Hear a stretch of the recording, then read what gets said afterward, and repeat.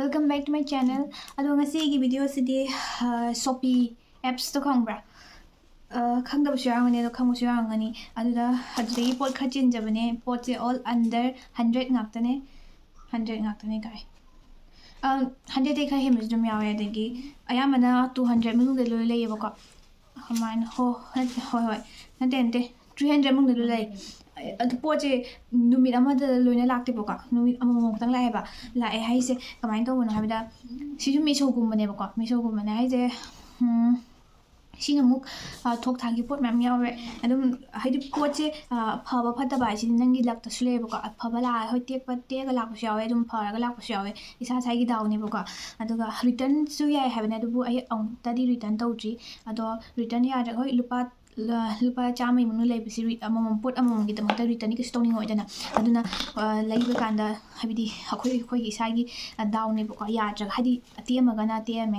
jaga na tm je adune ado aina kai chen mano habado ulak ado ai yam tang ko padi chen am de yaw te kai no da quality do ka shu yana phaba quality do oidamni na ko aduna 300 manu laiba nga tane cheli ma'am se aduga it's starting se lupa ama ni degi hobone boka ado hauraga su ai lupa ama ni bibudi chende ado lupa yang khai na tende 99 70 bibudi mani di howe ado kai kari na habado mami mese yam interesting oi doine ai si je no kyang wana ngai khangra no ma hadi plug puna lakte ba amule hadi put yune box ma'am se put macha ngatne bi yawse ai di chawam tana tiba aduna no mada plug lakwa nan tamina ngai meng wai aduna ngai ga ulai ni ba gi se ado koi first si ga han uchage si je kari no aba matam da si aina laiba matam da chamaga kun 120 sida dum thokja halami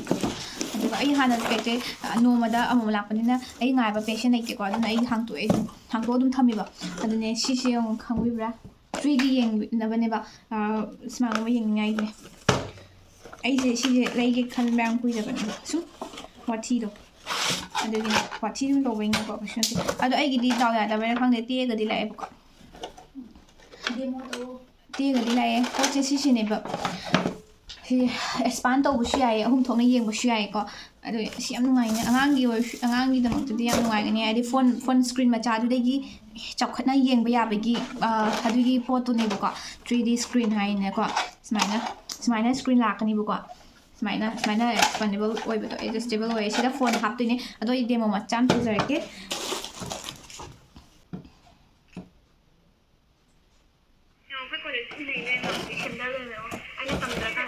yang ko yang u bre chang u jeng ai phajana oin ola hoin demo oin phajana ola ya si phajana ola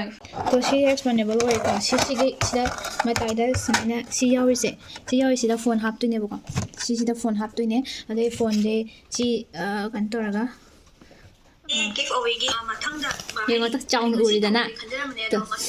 lu hai tra chang u hale to smaina to sai phone aba do ai pai ko ai thol la thora ke ba ko to phone sa ne ba aduga sida yang nuai ta ba wa khai de hai aina sida copy guru mai ko lore mathangda sigi achow se mu ka yaw gi se ai hang to ga lo yeng cha khre hai jagre patient ite ado moi sida sigi se kari aina sigi kai pot no habida the handle sewing machine hena khun dum to ya machine do ne ba id portable size to ne ba si se yang ko si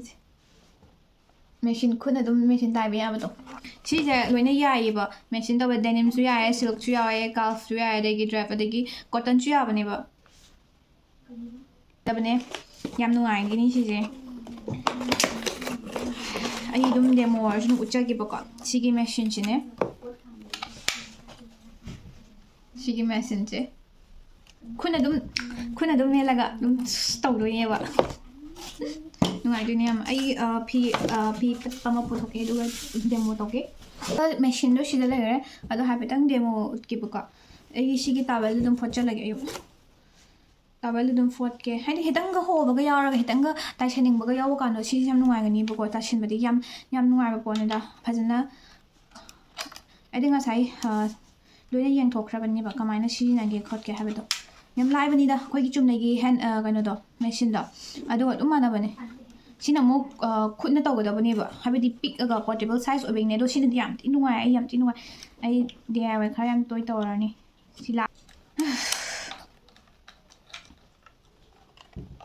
DIY ꯇꯧꯕ ꯌꯥꯝ ꯉꯥꯎꯖꯕ ꯃꯤꯗꯤ ꯍꯥꯏꯕꯗꯤ fortune ꯈꯤꯇꯪ ꯑꯗꯨꯝ ꯈꯤꯇꯪ ꯈꯪꯍꯥꯎꯗꯁꯨ ꯑꯩꯈꯣꯏ ꯁꯥꯡꯕ ꯂꯦꯡ ꯁꯥꯡꯕ ꯈꯣꯠꯄꯗꯤ ꯑꯗꯨꯝ ꯃꯦꯆꯤꯟ ꯇꯥꯏꯊꯣꯛ ꯇꯥꯏꯁꯤꯟ ꯆꯠꯇ꯭ꯔꯁꯨ ꯌꯥꯏꯅ ꯑꯩꯈꯣꯏ ꯏꯁꯥꯅ ꯑꯗꯨꯝ ꯇꯥꯏꯁꯤꯟꯖꯕ ꯌꯥꯏꯅ ꯁꯤꯒꯨꯝꯕ ꯃꯆꯥ ꯌꯥꯝ ꯍꯦꯟꯗꯤ ꯑꯣꯏꯕ ꯑꯃ ꯂꯩꯔꯒꯗꯤ ꯑꯗꯨꯒꯤꯅꯤꯗ ꯌꯥꯗꯤ ꯌꯥꯈ꯭ꯔꯕꯅꯦ ꯑꯗꯣ ꯑꯩ ꯍꯥꯏꯐꯦꯠꯇꯪ ꯎꯆꯦꯛꯀꯤ ꯀꯩꯅꯣ ꯂꯣꯏꯈ꯭ꯔꯕ ꯃꯥꯜꯂꯦꯀꯣ ꯍꯥꯏꯗꯤ ꯑꯩ ꯂꯦꯞꯄꯒ ꯎꯠꯂꯛꯑꯒꯦ ꯁꯤ ꯂꯩꯔꯦꯀꯣ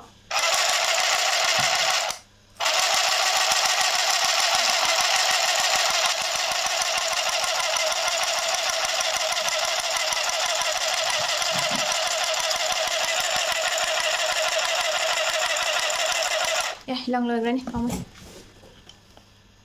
ꯁꯨꯃꯥꯏꯅ ꯂꯩꯊꯣꯛꯑꯒꯀꯣ ꯁꯨꯃꯥꯏꯅ ꯂꯩꯊꯣꯛꯑꯒ ꯁꯤ ꯂꯧꯊꯣꯛꯀꯗꯕ ꯁꯤ ꯀꯣꯝꯃꯀꯥꯟꯗ ꯈꯤꯇꯪ ꯊꯥꯡꯒꯠꯂꯦꯗꯅ ꯑꯗꯨꯝ ꯎꯠꯂꯛꯑꯒꯦ ꯇꯣ ꯁꯤ ꯂꯩꯔꯦ ꯇꯣ ꯑꯩꯅ ꯇꯥꯏꯁꯟꯈꯤꯕꯗꯣ ꯁꯤ ꯂꯩꯔꯦ ꯅꯨꯡꯉꯥꯏꯇ꯭ꯔꯥ ꯇꯥꯏꯁꯜꯂꯤꯅꯦ ꯑꯣꯏꯅ ꯀꯇꯟꯗꯁꯨ ꯌꯥꯏꯑꯕ ꯁꯤꯒꯤ ꯇꯥꯋꯦꯜꯁꯦ ꯀꯇꯟꯅꯦꯕ ꯈꯪꯕ꯭ꯔꯥ ꯄꯤꯌꯣꯔ ꯀꯇꯟꯅꯦꯕ ꯑꯗꯣ ꯌꯥꯔꯤꯁꯦ ꯌꯦꯡꯉꯣꯅꯦ ꯁꯤ ꯐꯠꯇ꯭ꯔꯥ ꯑꯗꯨꯒ ꯃꯣꯏ ꯁꯤꯗ ꯍꯥꯄꯛꯄꯁꯦ ꯁꯤꯒꯤ ꯀꯩꯅꯣꯁꯨ ꯍꯥꯞꯄꯤ ꯂꯪ ꯑꯃ ꯑꯦꯛꯁꯇ꯭ꯔꯥ ꯍꯥꯞꯄꯤꯔꯛꯑꯦ ꯑꯗꯨꯒ ꯌꯦꯇꯨꯝ ꯀꯩꯅꯣ ꯇꯧꯅꯕꯗꯣ ꯌꯦꯇꯨꯝ ꯄꯥꯟꯅꯕꯗꯣ ꯑꯗꯨꯁꯨ ꯍꯥꯞꯄꯦ ꯇꯣ ꯁꯤꯗꯤ ꯌꯦꯇꯨꯝ ꯄꯥꯟꯅꯕꯅꯦꯕꯀꯣ ꯁꯤ ꯌꯦꯇꯨꯝ ꯄꯥꯟꯅꯕꯅꯦꯕ ꯑꯗꯨꯒ ꯁꯤꯁꯤꯅꯅꯦ ꯂꯪ ꯂꯦꯡꯅꯕ ꯂꯪꯗꯣ ꯁꯤꯁꯤ ꯂꯪ ꯍꯥꯞꯄꯤꯔꯛꯑꯦ ꯃꯣꯏꯅ ꯁꯤꯁꯨ ꯍꯥꯞꯄꯤꯔꯛꯑꯦ ꯌꯥꯝ ꯅꯨꯡꯉꯥꯏꯔꯦ ꯃꯣꯏꯅ ꯍꯥꯄꯛꯄꯁꯦꯀꯣ ꯀꯩꯅꯣꯒ ꯇ꯭ꯔꯥꯏꯒ ꯇꯧꯔꯒ ꯇꯧꯊꯣꯔꯛꯑꯦꯕ ꯍꯥꯏꯗꯤ ꯐꯠꯇꯕ ꯇꯥꯗꯅꯕ ꯇ꯭ꯔꯥꯏ ꯇꯧꯔꯒ ꯄꯤꯔꯛꯑꯦꯕ ꯑꯗꯨꯅ ꯔꯤꯖꯦꯛꯄꯨꯗꯤ ꯂꯩꯇꯦ ꯌꯥꯝ ꯐꯩꯌꯦ ꯑꯗꯣ ꯃꯊꯪꯒꯤꯁꯤꯅ ꯁꯤꯁꯤꯅꯦ ꯍꯦꯌꯔ ꯔꯤꯃꯨꯚꯦꯜ ꯁꯤꯁꯦ ꯁꯤꯁꯨ ꯃꯦꯆꯤꯟꯒꯤꯅꯦꯕꯀோ ꯇꯣ ꯁꯤꯁꯨ ꯃꯦꯆꯤꯟꯒꯤꯅꯦ ꯁꯤꯅ ꯍꯣꯏ ꯑꯩꯅ ꯉꯁꯥꯏ ꯃꯦꯆꯤꯟꯗꯣ ꯀꯌꯥ ꯄꯤꯒꯦ ꯍꯥꯏꯍꯧꯗ꯭ꯔꯦꯀꯣ 270 ꯑꯁꯤꯁꯤꯅ ꯈ꯭ꯋꯥꯏꯗꯒꯤ ꯍꯣꯡꯕꯅꯤ ꯍꯥꯏꯗꯤ ꯍꯣꯡꯕ ꯍꯥꯏꯕꯗꯤ ꯁꯤꯅ ꯑꯃꯨꯛ ꯈꯤꯇꯪ ꯄꯣꯠ ꯂꯤꯡꯗꯕꯁꯨ ꯂꯩꯌꯦꯕꯀꯣ ꯂꯨꯄꯥ 150 ꯈꯤꯇꯪ ꯄꯤꯕꯁꯨ ꯂꯩ ꯑꯩꯅ ꯁꯤꯗ ꯁꯣꯄꯤꯗꯒꯤ ꯑꯗꯨꯗꯒꯤ ꯂꯩꯕ ꯍꯣꯡꯕꯅꯦꯕꯀꯣ ꯑꯦꯃꯥꯖꯣꯟꯗꯒꯗꯤ ꯌꯥꯝ ꯇꯥꯡꯕꯅꯦ ꯁꯨꯃꯥꯏꯅ ꯍꯥꯞꯄꯛꯑꯦ ꯁꯤꯗ ꯁꯨꯃꯥꯏꯅ ꯁꯤꯁꯦ ꯃꯣꯏꯅ ꯁꯤꯗ ꯊꯥꯔꯤꯁꯦ ꯌꯦꯡꯉꯣꯅꯦ ꯁꯤꯗ empty ꯑꯃ ꯑꯣꯏꯗ꯭ꯔꯥ ꯁꯤꯗ ꯊꯥꯔꯤꯁꯦ ꯌꯦꯡꯉꯣ ꯁꯦꯜ ꯏꯟ ꯃꯦꯆꯤꯟꯅ ꯍꯥꯏꯔꯛꯏꯁꯦ ꯁꯤꯗ ꯕꯦꯇ꯭ꯔꯤꯗꯣ ꯌꯥꯎꯈ꯭ꯔꯦ ꯃꯣꯏꯅ ꯁꯤꯗ ꯈꯨꯠꯅ ꯏꯔꯛꯏꯕ ꯃꯣꯏꯅ ꯁꯦꯝꯈꯤꯕꯒꯤꯅꯤ ꯃꯣꯏꯅ ꯍꯥꯟꯅ ꯄꯥꯏꯔꯕꯒꯤꯅꯦꯕ ꯍꯥꯏꯗꯤ ꯃꯣꯏꯅ ꯆꯦꯛ ꯇꯧꯔꯛꯄ ꯍꯥꯏꯇꯥꯔꯦ ꯌꯥꯕ ꯌꯥꯗꯕ꯭ꯔꯥ ꯍꯥꯏꯗꯣ ꯑꯩꯅ ꯕꯦꯇ꯭ꯔꯤꯁꯨ ꯂꯣꯏ ꯍꯥꯞꯈ꯭ꯔꯕꯅꯦ ꯂꯣꯏꯅ ꯐꯤꯠꯇꯅꯦꯀꯣ ꯑꯩꯅ ꯇꯧꯔꯤꯁꯦ ꯁꯤꯅꯦꯕ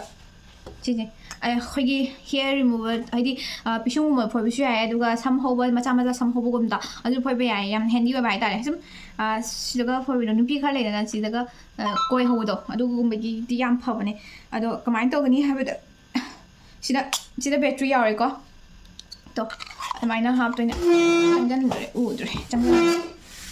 ꯎꯗ꯭ꯔꯦꯕ ꯁꯤꯗ ꯂꯩꯔꯦꯀꯣ ꯑꯗꯨꯒ ꯁꯤꯗ ꯑꯗꯨꯝ ꯀꯨꯞꯄꯨ ꯄꯨꯕꯁꯨ ꯌꯥꯔꯅꯤ ꯈꯤꯇꯪꯒ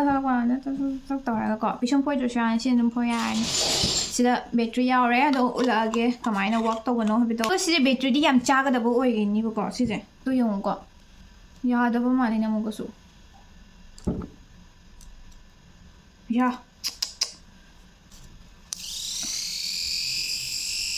sila nga liyo. So sila nga andra. Hawwa se. Koi si may daga samga hawwa to ko. Si smano.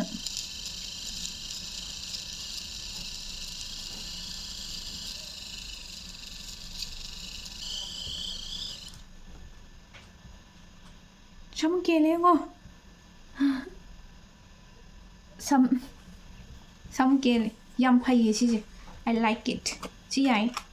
Next item. Tang tang tang tang tang. Yeah.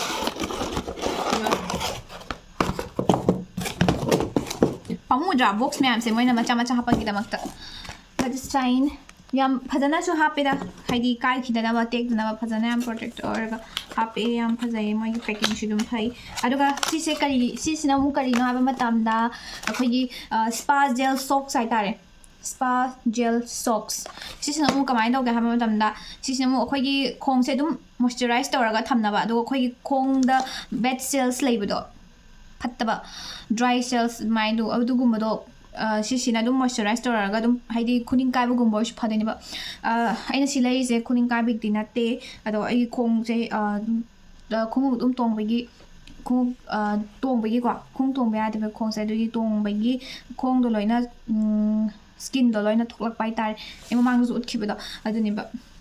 adu do bagi si jama thog yam ta ba ai sum ko ya je ba adu ge si si tawanga phabra yenge na taw bane ado phadau di ya male reusable hai adum si na bi ya hai smile adum taw do male ko ado pot se yam di phai hai di ling ne ba ka ana lo yeng tho bane ba sida yarise olive oil su yare vitamin E su yare plant essential oil yare jojoba oil su yare si lo yare si made in China ita tharamba posi sile re socks to yam phadawo male si se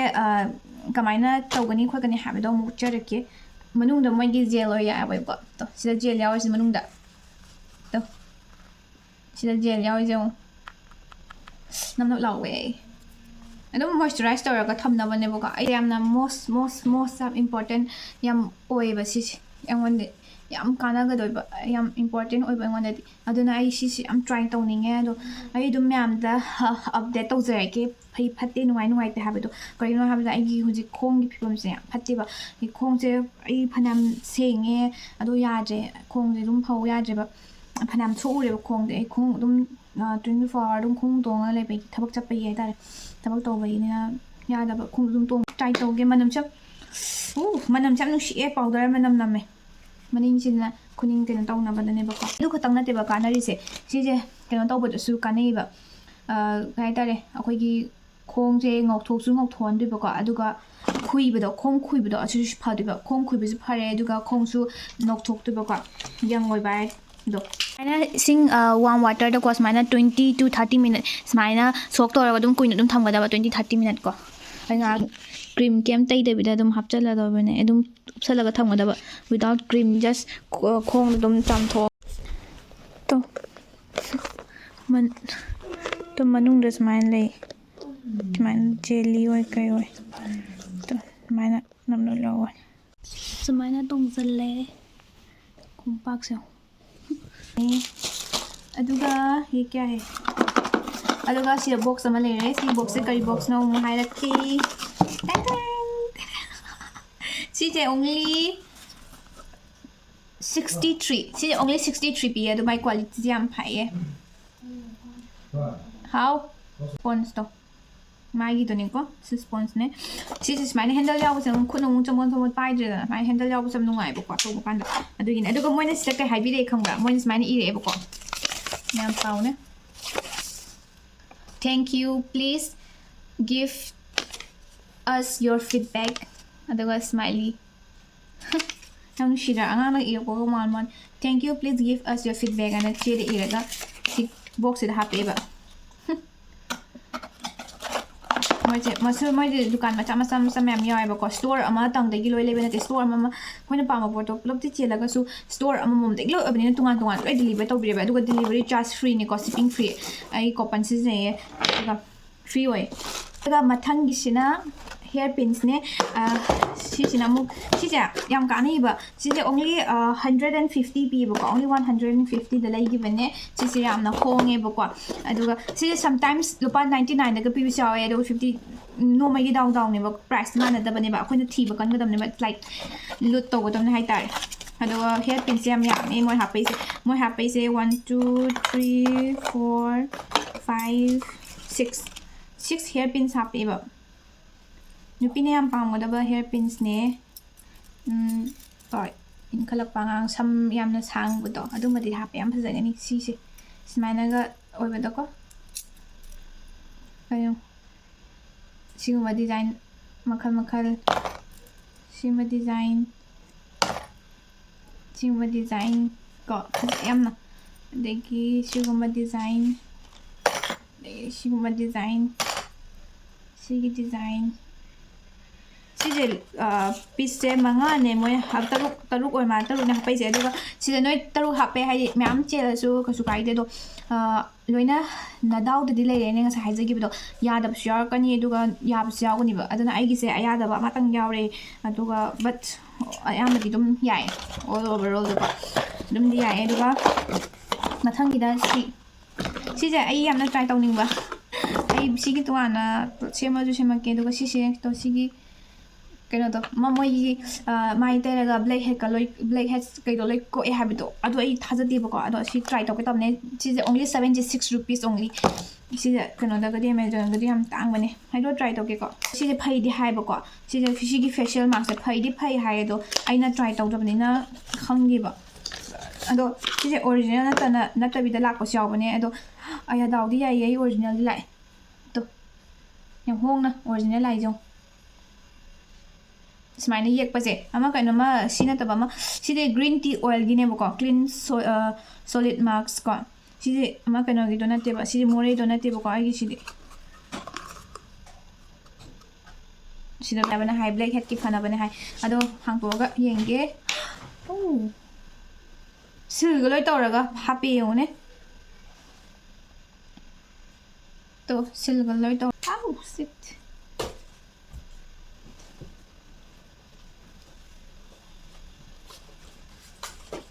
Sije mai da tairaga ma managa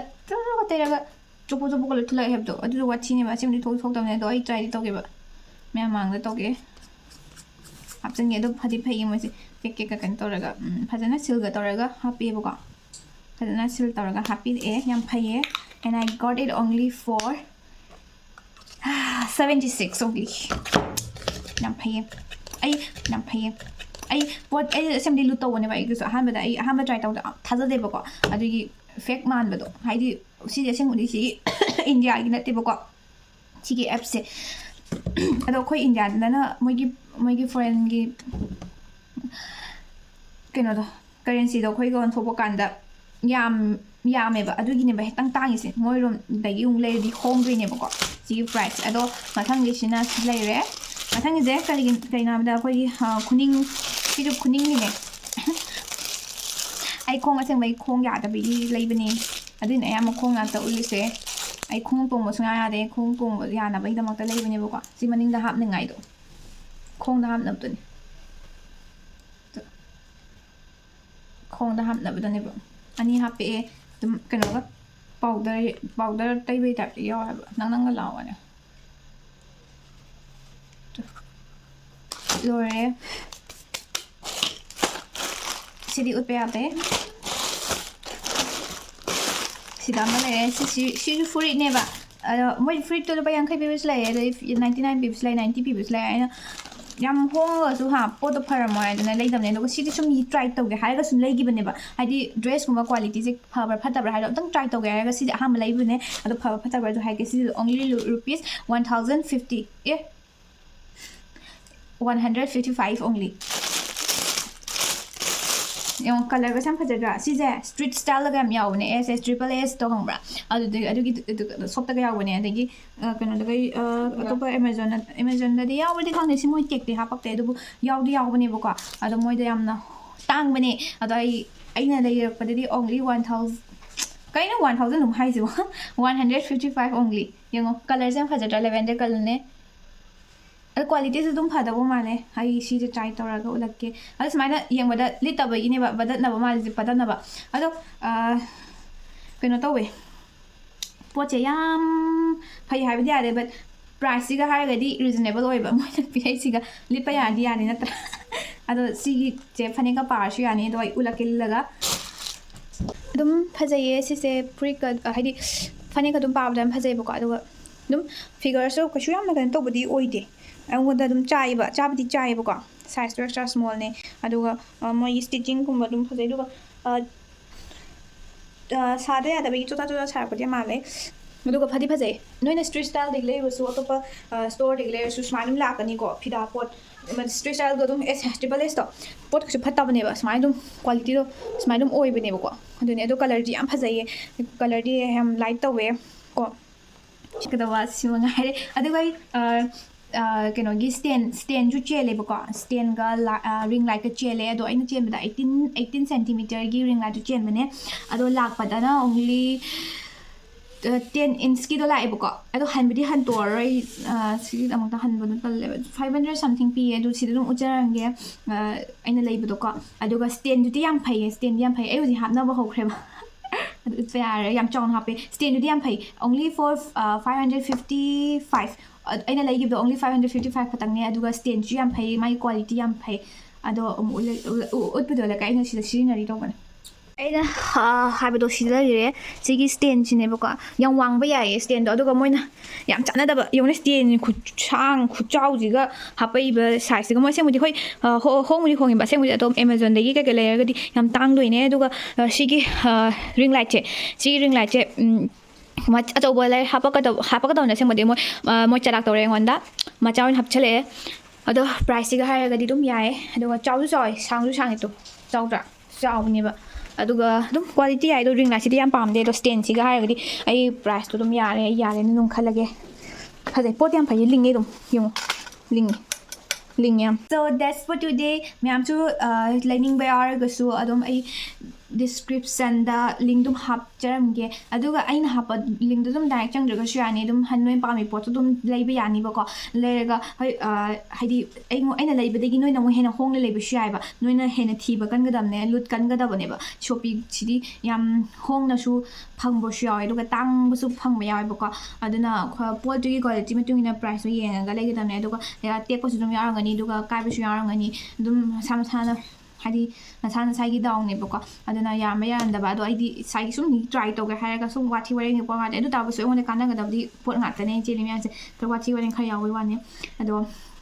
ꯑꯗꯨꯝ small ꯁ꯭ꯇꯐꯒꯨꯝꯕ ꯑꯉꯥꯡ ꯃꯆꯥꯅ ꯄꯥꯝꯒꯗꯕ ꯑꯗꯒꯤ ꯌꯥꯝ ꯌꯥꯎꯕꯅꯦ ꯂꯥꯏꯙꯤꯕꯤ ꯀꯩꯀꯩ ꯌꯥꯝ ꯍꯣꯡꯕ ꯃꯌꯥꯝ ꯌꯥꯎꯕꯅꯦꯕꯀꯣ ꯃꯌꯥꯝ ꯑꯗꯒꯤ ꯁꯨꯝ ꯍꯣꯏ ꯃꯦꯀꯞꯒꯨꯝꯕꯁꯤꯗꯤ ꯌꯥꯝ ꯍꯣꯡꯃꯟꯕꯅꯤꯅ ꯑꯗꯨ ꯃꯦꯀꯞꯒꯨꯝꯕꯗꯤ ꯁꯤꯖꯤꯟꯅꯍꯟꯅꯤꯡꯗꯦ ꯑꯗꯨꯒ ꯑꯇꯣꯞꯄ ꯏꯁꯦꯟꯁꯤꯌꯦꯜꯁ ꯃꯌꯥꯝ ꯌꯨꯝꯒꯤ ꯄꯣꯠꯀꯣ ꯑꯦꯁꯦꯁꯔꯤꯁ ꯃꯌꯥꯝꯒꯤꯗꯤ ꯌꯥꯝ ꯐꯩꯌꯦ ꯄꯣꯠꯇꯤ ꯑꯗꯨꯝ ꯐꯩ ꯅꯣꯏ ꯑꯗꯨꯝ ꯗꯥꯎ ꯌꯦꯡꯕ ꯌꯥꯏ ꯂꯨꯄा 100ꯅ ꯗꯥꯎ ꯌꯦꯡꯕ ꯌꯥꯏ ꯀꯩꯁꯨ ꯀꯥꯏꯗꯦ ꯅꯠꯇ꯭ꯔꯥ ꯌꯥꯝ ꯇꯥꯡꯕꯁꯨ ꯅꯠꯇꯕꯅꯤना ꯍꯣꯏ ꯑꯗꯣ ꯑꯩ ꯚꯤꯗꯤꯑꯣꯁꯤ ꯃꯇꯥꯡꯁꯤ ꯂꯣꯏꯁꯤꯟꯖꯔꯒꯦ ꯑꯗꯣ ꯃꯊꯪ ꯑꯩ ꯆꯦꯟꯒꯤꯁꯨ ꯃꯌꯥꯝ ꯆꯦꯜꯂꯤ ꯑꯗꯣ ꯃꯊꯪꯗ ꯑꯃꯨꯛ ꯄꯣꯠ ꯂꯥꯛꯑꯒ ꯃꯊꯪꯗ ꯑꯃꯨꯛ ꯎꯠꯆꯔꯛꯑꯒꯦ ꯑꯗꯣ ꯑꯩꯒꯤ ꯚꯤꯗꯤꯑꯣꯁꯦ ꯅꯨꯡꯉꯥꯏ ꯅꯠꯇ꯭ꯔꯒ ꯅꯨꯡꯉꯥꯏꯇꯦ ꯃꯌꯥꯝ ꯍꯥꯏꯕꯤꯔꯝꯃꯣ ꯑꯗꯨ ꯃꯌꯥꯝ ꯑꯗꯨꯝ ꯁꯤꯁꯦ ꯑꯌꯥꯝꯕ ꯃꯤ ꯈꯪꯉꯝꯕꯁꯨ ꯌꯥꯏ ꯈꯪꯉꯝꯗꯕꯁꯨ ꯌꯥꯏ ꯑꯩꯁꯨ ꯈꯪꯗꯦꯕꯀꯣ ꯑꯩꯗꯤ ꯑꯗꯨꯝ ꯂꯥꯛꯇꯧ ꯃꯥꯟꯗꯕ ꯃꯥꯏꯅ ꯑꯗꯨꯝ ꯈꯟꯕ ꯍꯥꯏꯗꯤ 99 ꯑꯗꯨꯃꯥꯏꯅ 99 to 99 ꯃꯥꯏꯅ ꯁꯨꯝ ꯊꯥꯕꯗ ꯑꯩꯗꯤ ꯂꯥꯛꯇꯧ ꯃꯥꯟꯗꯕꯅꯦ ꯑꯗꯨ ꯁꯨꯝ ꯇ꯭ꯔꯥꯏ ꯇꯧꯕꯅꯦꯕ ꯂꯛ ꯌꯦꯡꯕꯅꯦꯕ ꯑꯗꯨꯒ ꯑꯗꯨꯝ ꯅꯨꯃꯤꯠ ꯑꯃꯗꯪꯗ ꯂꯥꯛꯇ꯭ꯔꯁꯨ ꯇꯞꯅ ꯇꯞꯅꯗꯤ ꯑꯗꯨꯝ ꯂꯥꯛꯑꯦꯕ ꯑꯗꯨꯝ ꯇꯞꯅ ꯂꯥꯛꯄꯗꯣ ꯅꯣꯡꯃꯗ ꯕꯣꯛꯁ ꯑꯃꯃꯨꯛ ꯂꯥꯛꯑꯦ ꯅꯨꯃꯤꯠ ꯑꯃꯗ ꯑꯃꯨꯛ ꯕꯣꯛꯁ ꯑꯅꯤꯃꯨꯛ ꯂꯥꯛꯑꯦ ꯇꯣꯉꯥꯟ ꯃꯤ ꯃꯌꯥꯝꯅ ꯊꯤꯜꯂꯛꯑꯦꯕꯀꯣ ꯑꯗꯩ ꯉꯁꯤ ꯈꯔ ꯂꯥꯛꯄꯁꯦ ꯎꯠꯂꯛꯄꯅꯦ ꯑꯗꯣ ꯃꯊꯪꯗꯁꯨ ꯑꯃꯨꯛ ꯃꯌꯥꯝ ꯂꯥꯛꯈꯤꯅꯦꯕ खर चेंग्रेबको अदुगा ꯑꯩꯅ ꯊꯤꯕꯁꯦ ꯌꯥꯝ ꯇꯟꯕ ꯑꯗꯨꯒꯤꯅꯦꯕ ꯑꯍꯣꯡꯕꯗꯤ ꯌꯥꯝ ꯌꯥꯎꯕꯅꯦꯕ ꯐꯖꯅ ꯑꯣꯠꯀꯗꯕꯅꯦꯕ ꯑꯗꯣ ꯍꯣꯏ ꯃꯌꯥꯝ ꯑꯗꯨꯝ ꯌꯦꯡꯕꯤꯌꯣ ꯑꯗꯨꯝ ꯗꯥꯎ ꯌꯦꯡꯕꯤꯌꯣ ꯂꯨꯄꯥ 500ꯅ ꯄꯣꯠ ꯃꯌꯥꯝ ꯂꯩꯕ ꯌꯥꯕꯅꯦ ꯑꯗꯨꯅꯦ bye guys see you in my next video bye guys good night